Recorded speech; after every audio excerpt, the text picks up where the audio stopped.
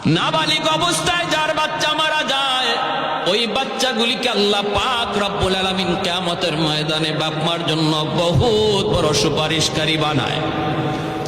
বাচ্চাগুলি আল্লাহর কাছে ডাক দেয়া কয়, মালিক, ও মালিক, তুমি আমারে দুনিয়াতে পাঠাইছো, পাঠানোর সময় আমার মা কত কষ্ট করছেন, জান বের হয়ে যায় অবস্থা। এরপরে আমি দুনিয়াতে আসলাম, এত কষ্ট আমি মাকে দিলাম, কিন্তু মার কোনো খেদমত আমি করতে পারলাম না, আমার মা ঋণ আমি শোধ করতে পারলাম না।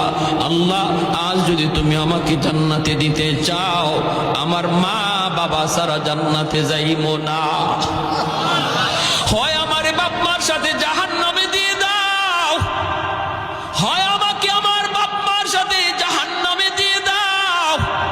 রব্বুল আলামিন তখন বলে, বান্দারে, আমি আল্লাহর আদত হচ্ছে জাহান্নামীকে জান্নাতে দেওয়া, কিন্তু